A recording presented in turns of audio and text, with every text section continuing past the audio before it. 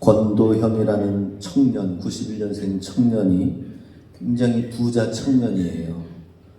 대원 외고를 졸업하고 스탠퍼드대를 졸업한 이후에 애플에서 3개월, 마이크로소프트사에서 3개월을 화려한 경력과 더불어서 한국에 와서 테라폼 렉스라는 CEO가 된 이후에 한국의 일론 머스크가 아니냐 하고 엄청난 유망하는 그런 많은 사람들의 기대주였었습니다.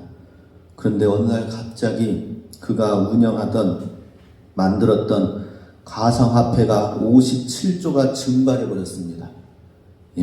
57조가 가상화폐가 증발해 버렸어요. 수많은 사람들이 피해를 입고 그래서 엄청난 파장이 일어났습니다. 결국에는 도망가고 쫓기는 인생이 되다가 지난주에 유럽 어느 나라 한 지역에서 붙잡히게 되고 새스랑을 차게 되었다라고 하는 것입니다. 장래 유망하던 그 청년 부자 권도형, 이제 그의 인생은 어떻게 될 것인가 하는 것이죠. 한국의 일론 머스크라고 하는 사람이 어떻게 그렇게 하루아침에 그렇게 될 수가 있는가 하는 것입니다. 그 청년 기사의 내용을 보고 오늘 성경책의 한 부자 이야기가 생각이 났습니다. 사순절 기간 이 부자 청년의 이야기가 오늘 본문 마태복음 19장에서 나오고 마가복음에서는 10장에서 같이 나옵니다. 한 부자 청년이 예수님께 다가와서 질문을 하였습니다. 무슨 선한 일을 하여야 영생을 얻을 수 있으리까? 라고 하는 것입니다. 마태복음 오늘 19장 16절 같이 있습니다. 어떤 사람이 주께 와서 이르되 선생님이여 내가 무슨 선한 일을 하여야 영생을 얻으리까? 마가복음에 보면은 달려와서 꿇어앉아서 예수님 앞에 꿇어앉아서 묻자오되 선한 선생님 내가 무엇을 하여야 영생을 얻으리까? 참 특이한 청년이죠. 이 청년은 부자 청년입니다. 또 옷도 아주 화려한 옷을 입었습니다. 화려한 옷을 입은 사람 본 적 있으십니까? 제가 연예인은 못 보았지만은 진짜 잘 나가시는 분 어떤 분 보니까 옷 자체가 다르고 그리고 나서 뒤에 쫓아가면서 보니까 신발도 다르고 막 번쩍번쩍 아무튼 다 달라요. 옷 매무새도 이렇게 뭔가 좀 다르게 특별한 것을 입는구나 하는 것이 보여지더라고요. 그런데 많은 사람들이 예수님께로 올 때에는 하나님, 예수님, 저 이 병 고쳐주세요. 이런 상황이 어려운 문제가 있어요. 풍랑에서 건져주세요. 이런 위급한, 다급한 이야기를 하는데 이 부자 청년 같은 경우는 반대, 의외였습니다. 옷도 아주 잘 입고 멋진 청년이 와서 무슨 선한 일을 하여야 영생을 얻을 수 있습니까? 라고 하는 거예요. 예수님이 참 신기하게 생각했습니다. 이 부자 청년은 젊은 데다가 부유하고 또 아마 잘생겼을 것입니다.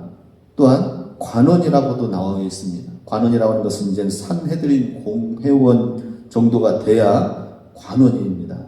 지위도 있습니다. 또 오늘 말씀해 보니까 도덕도 잘 지키고 또 종교에도 열심이었던 것을 보게 됩니다. 아쉬운 것이 전혀 없는데 예수님께 찾아와서 영생의 비법을 물었던 것입니다. 왜 예수님께 이 청년이 물었을까 하는 것입니다. 예수님의 대답은 이러하였습니다. 17절 읽습니다. 예수께서 이르시되 어찌하여 선한 일을 내게 묻느냐? 선한 일은 오직 한 분이시니라. 내가 생명에 들어가려면 계명들을 지키라. 예수님이 먼저 대답하신 것은 어떻게 해야 영생을 얻는 것에 대한 답변을 구체적으로 한 것이 아니라 예수님이 가볍게 잽을 날리십니다. 어찌하여 나를 선하다고 하느냐?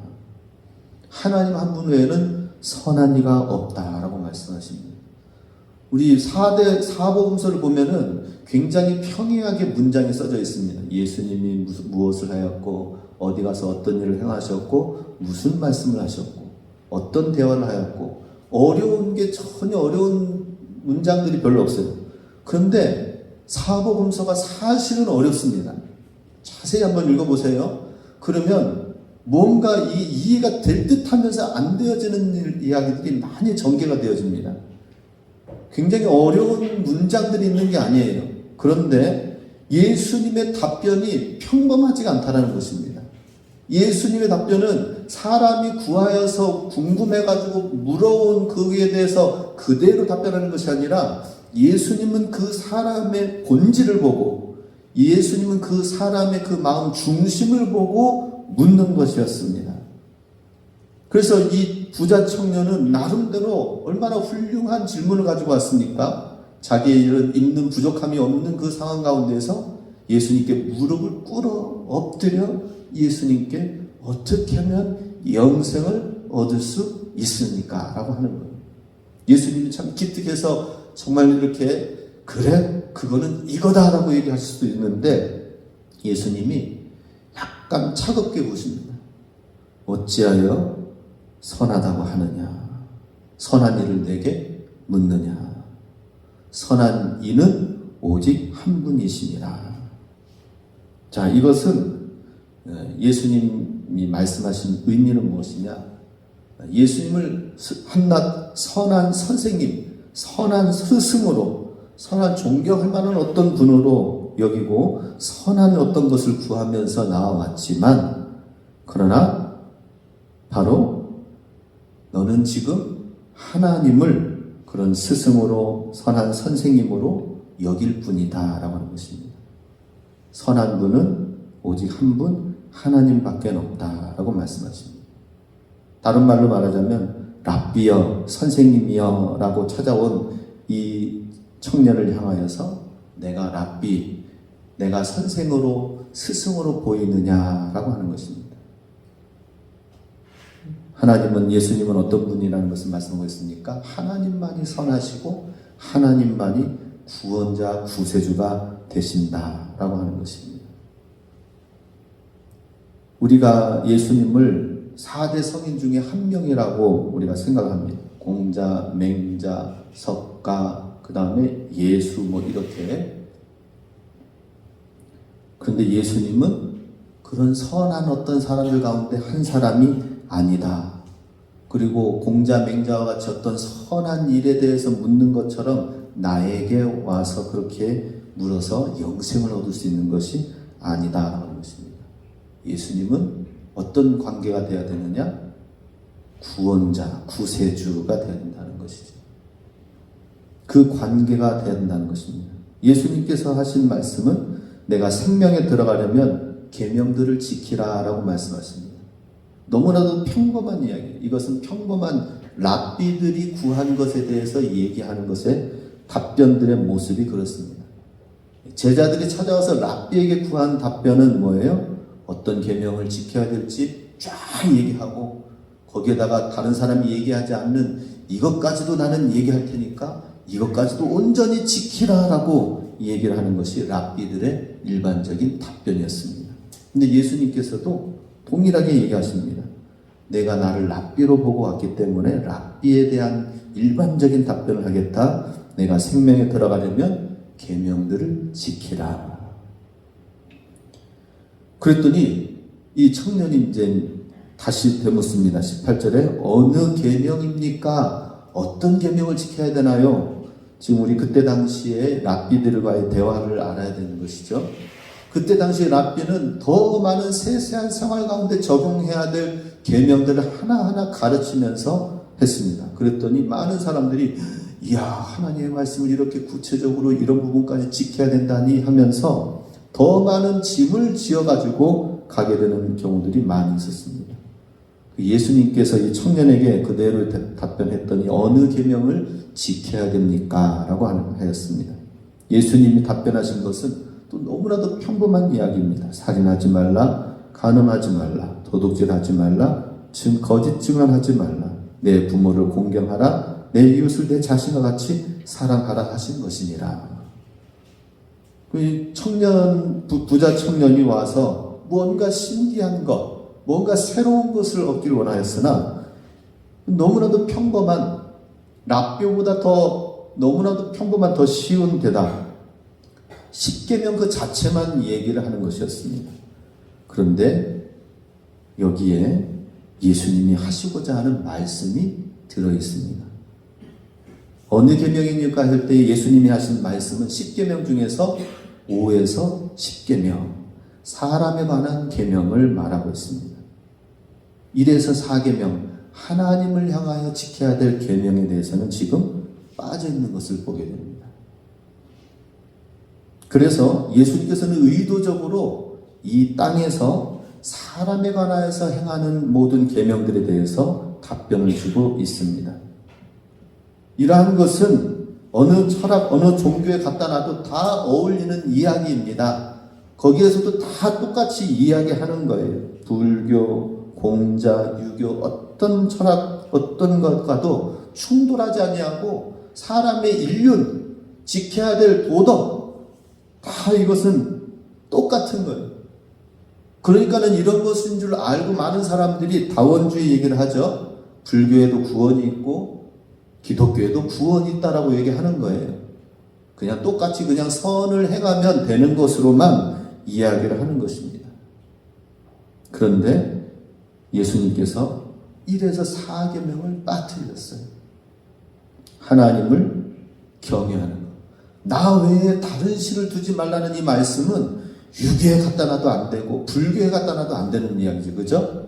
하나님 외에는 다른 신에 절하지 말거나 우상 만들지도 말고 하나님만을 지키도록 하기 위해서 하나님께 예배드리는 그 날은 사수하라고 안식일을 지키라고 말씀하시는 이것은 유교나 불교 어디에 갖다 놔도 이것은 반드시 충돌할 수밖에 없습니다. 우리 좀 같이 좀 친하게 지내자, 종교가 서로 평화롭게 지내자라고 말을 아무리 한다 하더라도 하나님 한 분만을 경외하고 예배드리는 것을 타협할 수가 없다라고 하는 것입니다. 이것이 바로 인본주의다라고 하는 것이죠. 지금 이 청년이 가지고 와서 대답하는 것은 무엇입니까? 20절에 보면은 예수님, 이 모든 것은 내가 다 지켰습니다. 아직도 무엇이 부족합니까? 라고 얘기하는 거예요. 인본주의에 대한 모습을 보게 됩니다. 지금 예수님께서는 이 청년은 이 땅에서 행하는 모든 것들은 너무나도 완벽한 거예요. 이 땅에서 행하는 모든 5계명에서 10계명, 그거 저 철저하게 잘 지켰습니다. 정말 잘한 일이죠. 그죠? 또 부를 이루는 거 쉬운 일입니까? 어렵습니다. 근면 성실하고 똑똑하지 않으면 부를 이룰 수가 없고 너무나도 쉽지 않은 일입니다. 더군다나 관원이 돼서 사내들이 공의원이 되는 거, 우리나라 말로 하면 젊은 청년이 국회의원이 된다는 뜻이죠. 그게 가능합니까? 정말 천재적인 그런 재능이 있어야, 지혜가 있어야 된다는 것입니다. 그런데 이 모든 것은 그것으로 인하여 하나님의 구원이 임하는 것은 아니다라고 예수님이 말씀하고 있습니다. 우리 한번 생각해 보시기 바랍니다. 우리는 뭔가 부족해서 뭔가를 채우고 얻으려고 열심히 일하면서 그게 목표가, 우리 삶의 인생의 목표가 되는 것이냐? 그것만 있으면 행복하겠지. 그것만 있으면 내가 하나님을 잘 믿을 수 있어 라고 생각합니다. 그래서 공부도 하고 돈도 벌고 뭔가 열심히 사람들 인간관계를 만들어가고 그렇습니다. 높은 자리에 오르려고 합니다.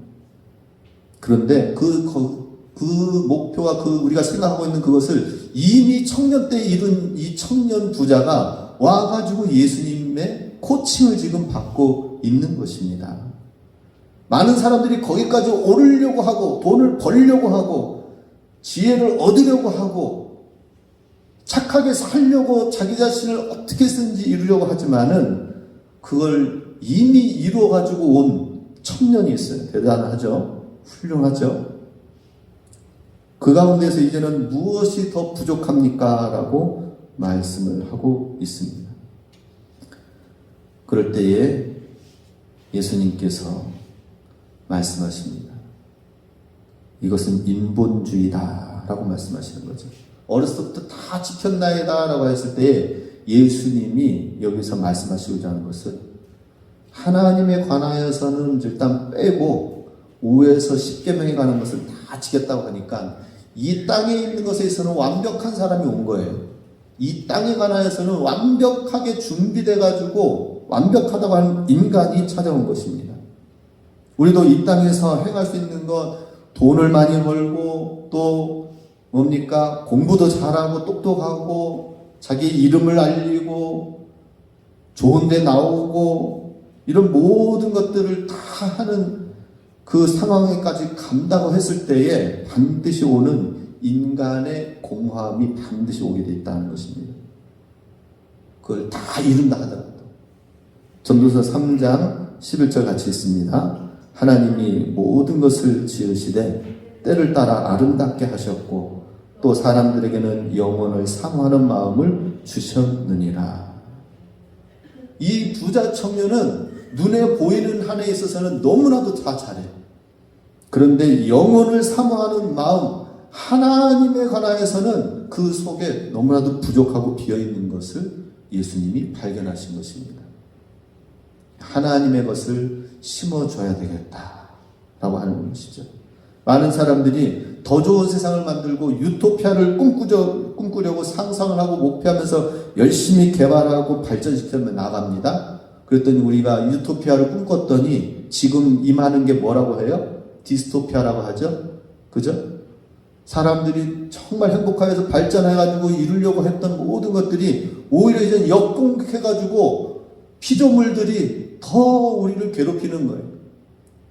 병충해 곤충들은 박멸하면 박멸할수록 더 센 걸로 오고 더 센 바이러스로 쳐들어오고 또 에너지를 어떻게 극복하기 위해서 이제는 석탄을 잘 가지고 때우니까 나무 때우는 것보단 낫다. 그런데 석탄 너무 힘들어. 석유로 바꿔.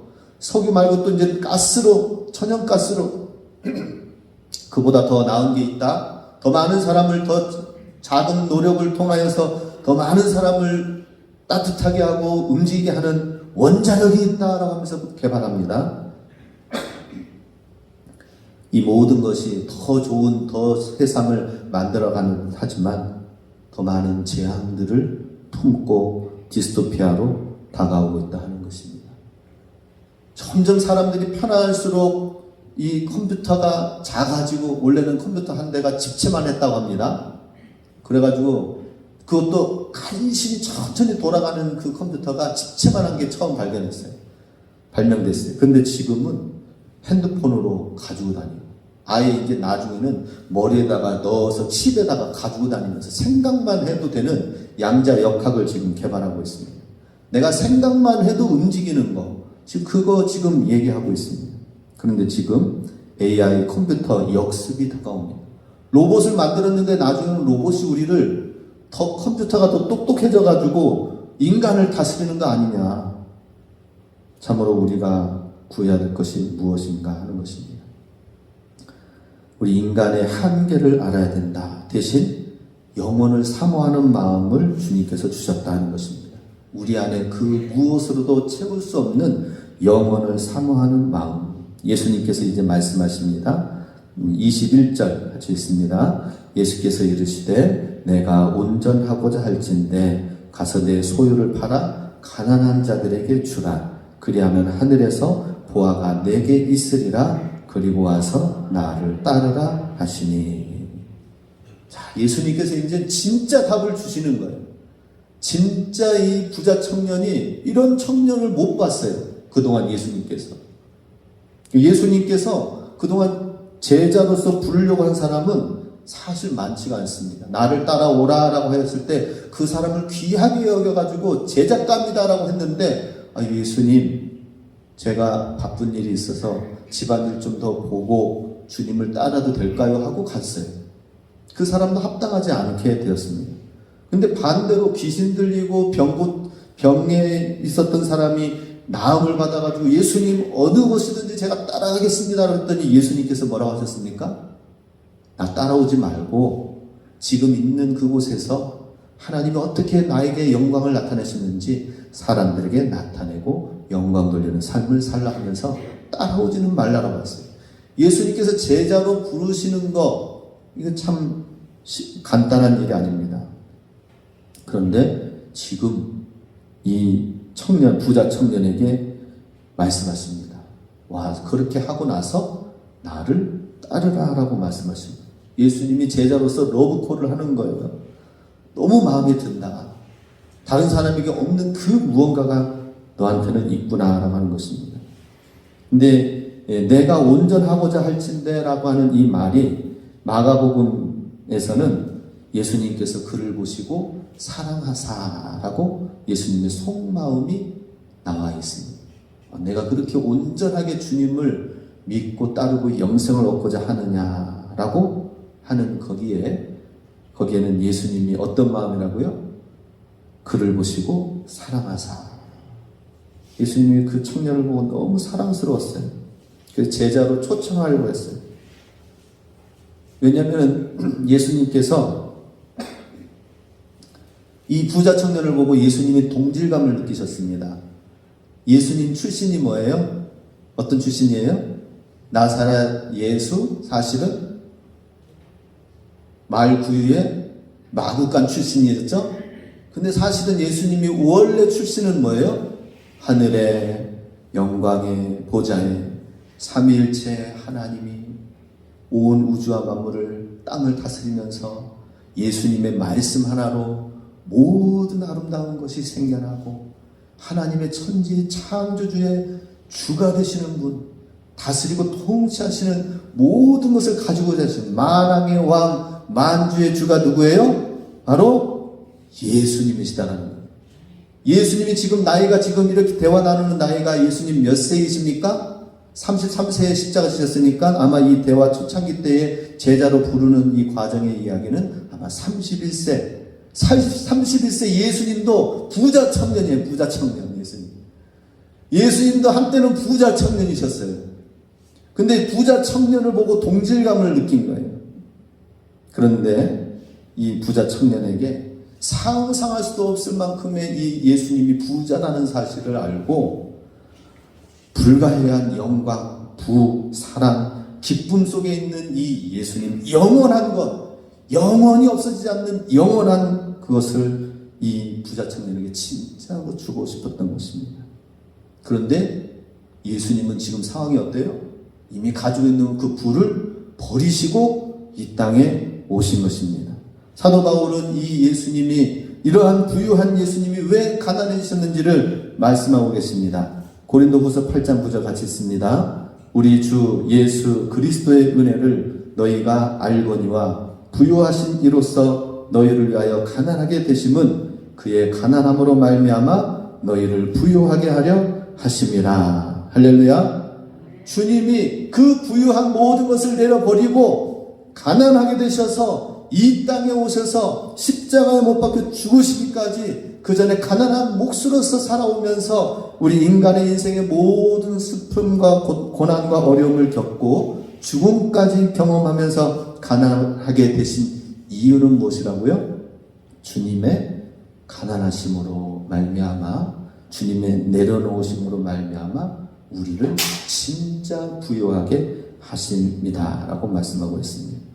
하나님께서, 예수님께서 정말 가장 큰 것을 내려놓아서 너를 구원하였기 때문에 이제는 내가 더 정말 하나님의 온전한 구원 가운데에 거하기 위해서 나를 따르려면은 너의 작은 것을 전부 내려놓아라 라고 말씀합니다. 예수님도 먼저 내려놓으셨죠, 그죠? 예. 그러니 예수님도 내려놓아서 너를 구원하기 위하여 십자가의 길을 가시는 것처럼 너도 진정으로 주님의 제자로서 나를 따라오기 위하여서 바로 작은 것, 내가 가지고 있는 크다고 생각되는 것을 작은 것으로 나처럼 여기고 내려놓고 주님을 따라오라 라고 하는 것입니다. 자, 여기에서 우리가 알 수 있는 건 뭐예요? 예수님을 위해서 무언가를 행하고 뭘 하려고 하는 게 중요한 게 아니라 예수님이 요구하시는 건 뭡니까? 너는 나를 따라오라. 예수님을 따라오라는 게 정답이에요. 할렐루야.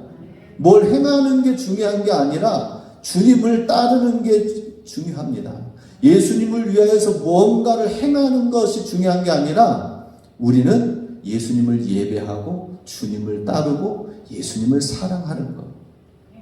이것이 주님이 원하시는 요구사항이다 하는 것입니다.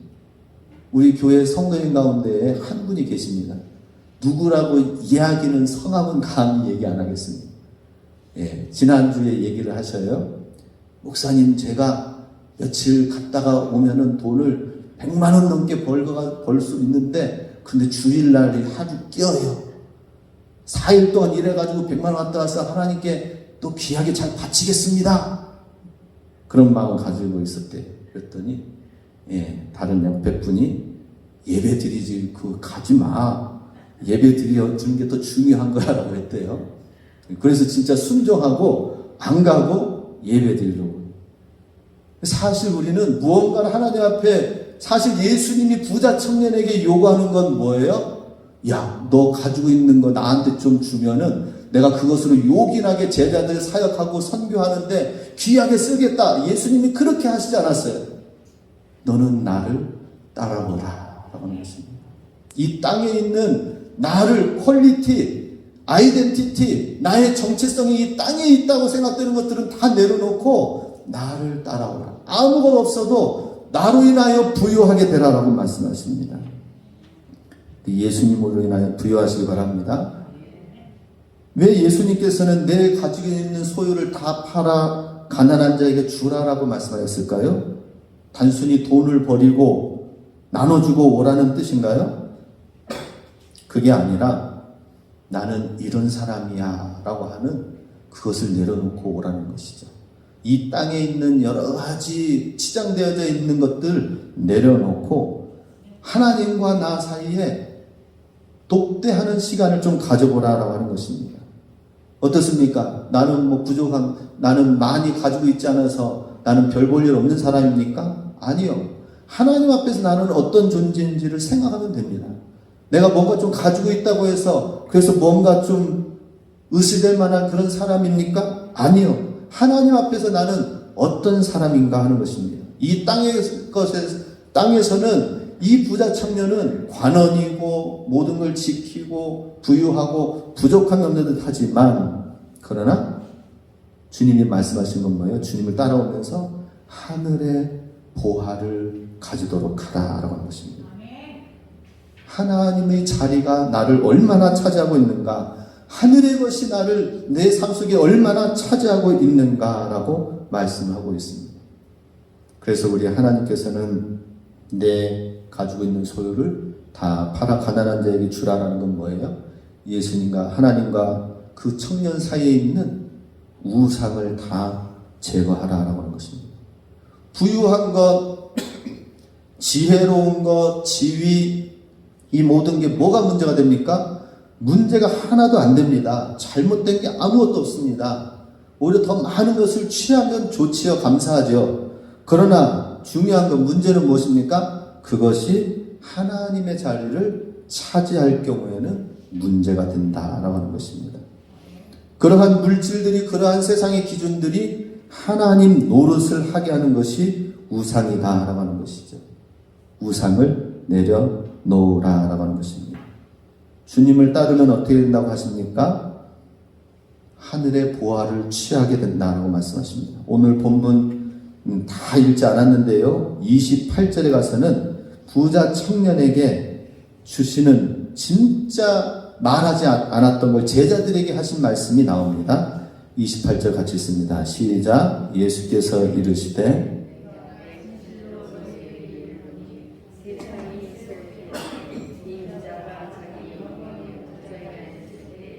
나를 따르는 너희도 12보좌에 앉아 이스라엘 12지파를 심판하리라. 이 세상은 이제 새롭게 되어질 날이 온다라고 말씀합니다. 이 세상은 지금 눈에 보이는 세상이 전부가 다가 아니다라고 말씀을 하고 있습니다. 그럼 새롭게 되어지는 때에 주님께서 영광의 보좌에 앉을 때, 예수님은 지금 남루한옷에 목수의 아들로서 태어나서 정말 가난한 모습의 얼굴을 보이고 있습니다. 그런데 세상이 새롭게 되어지면 주님의 영광의 보좌에 예수님이 앉을 때에 나를 따르는 너희도 함께 앉아서 12보좌에 앉아 이스라엘 12지파를 다스리게 하시겠다라고 말씀하십니다. 이 거룩한 열정을 가지시기 바랍니다. 하늘의 열정을 가져야 되는 것입니다. 내 안에 더 큰 갈망을 가지시기 바랍니다. 이 땅에 있는 것 다 내려놓고 그 다음에 소망 없이 살라는 것이 아니라 이 땅의 것보다 더 큰 것이 있다라는, 더 큰 위대한 그레이트 비전이 있다는 것이죠. 우리가 살고 있는 이 땅에서의 비전은 스몰 비전이에요. 스몰 비전. 내가 무엇을 이루어서 할 것인가. 근데 우리의 원대한 비전, 그레이트 비전은 뭐예요? 하나님의 나라다라고 하는 것입니다. 하나님의 나라를 예비하고 하나님의 나라를 소유하고 하나님의 나라 가운데서 거기에서 진정한 부자가 되라라고 말씀하시는 거죠. 하늘의 보화를 가지라라고 하는 것입니다. 우리 사순절기간 진정 부자 청년은 누구예요? 예수님이십니다. 예수님이 부유한 모든 걸 버리고 가난해지심으로 인하여서 우리를 진정으로 부유하게 하신다. 하늘의 것으로 부유하게 하신다라고 하는 것입니다. 그래서 우리 주님, 십자가 지신 주님을 온전히 바라보고 따르시기 바랍니다. 따라야 돼요. 그런데 이 부자 청년은 결과는 어떻게 됐습니까? 19절 22절 같이 있습니다. 그 청년이 재물이 많음으로 이 말씀을 듣고 근심하며 가니라. 재물이 많음으로 인하여서 이거 어떻게 버리고 가나. 마가복음에서는 슬픈 기색을 띠고 죽을 쌈을 띠고 근심하며 돌아갔다라고 합니다. 우리 성도님들도 그러면 안 되겠죠, 그죠? 예, 하늘의 기쁨을 가지고 나아가시기 바랍니다. 하늘의 소망을 가지고 나가야 돼요. 내가 이 세상에서 하는 모든 일들은 하늘의 소망을 가지고 사는 것이다. 하늘의 하나님 나라의 가치관 가지고 내가 사는 것이다 라고 돼야 되는 것입니다. 슬픈 기색을 띠고 간 이 청년에 대해서 저는 너무나도 안타까워요. 처음에 얘기했던 권도형이라는 이 청년 부자 57억도 아니에요. 57조 이걸 날려버리면서까지 사업을 했던 이 청년은 과연 어떻게 살 것인가 안타까운데, 근데 그 청년보다 더 안타까운 게 바로 예수님 앞에서 예수님의 말씀 듣고 예수님의 그레이트 비전을 붙들지 못하고 이 땅에 있는 것에 국한되어져서 여전히 사는 그러한 재물이 많음으로 근심하여 돌아간 그러한 부자 청년의 모습을 보시고 예수님은 얼마나 안타까워하실까. 말씀을 마무리합니다. 이 부자 청년이 이렇게 슬프게 근심하고 돌아갔는데 성경에서는 이제 예수님의 놀라운 이야기가 이제 또 나옵니다. 예수님을 따르는 부유한 사람들, 부자 청년들이, 제2, 제3의 부자 청년들이 나 예수님은 따릅니다 라고 나오는 거예요. 아리마대 사람 요셉이 부유한 자기의 모든 재산 가운데에서 그 기득권을 내려놓고 제자들이 다 십자가 못 박혀 죽으실 때 예수님의 제자들은 다 도망갔거든요. 그런데 당당하게 대제사장 앞에 나아가서, 총독 앞에 나아가서 예수님의 시신 모략과 유향을 바르면서 내가 이 예수님의 시신을 내가 모시고 가겠습니다 라고 하는 아리마대 사람 요셉이 있고, 그리고 근심하며 고민하였던 사내들인 공회의 관원이었던 니고데모라는 이 청년이 와서 내가 거듭나야 하리라라고 말씀하신 이 말씀을 그대로 이제는 마음속에 품고 결국에는 예수님의 장사 지내는 앞에 다 모든 사람들이 배반하고 도망가는 그 순간에 바로 아리마대 사람 요셉이, 니고데모 관원이, 부자였던 사람, 관원의 직함과 명예를 가지고 있던 이 사람들이 그것보다 더 중요한 건 예수님이시다라고 하면서 나온 것입니다. 우리의 사순절기간 예수님이 최고가 되시길 예수님을 묵상하시기 바랍니다. 그리고 우리가 주님 앞에 내려놓는 한 주간 우리의 삶이 되어서 진정 하나님의 것으로 부유하고 예수님 때문에 부유한 자 다 되시기 바랍니다. 그리고 그 부유한 하늘의 것으로 많은 사람들을 살리고 많은 사람들에게 영의 양식을 주고 그래서 다스리는 저와 여러분 되시길 주님의 이름으로 축복합니다. 네, 기도하겠습니다. 우리 하시면서 기도하겠습니다. 슬픈 기색으로 돌아간 청년이 될 것입니까? 아니면 아리마대 사람 요셉, 니고데모 청년이 되어서 모두가 다 주님을 부인한다 하더라도 나는 예수님만 따라하겠습니다. 예수님의 가장 가치 있는 것을 붙들겠습니다 하는 우리 모두가 되시기 원합니다. 함께 기도하시겠습니다.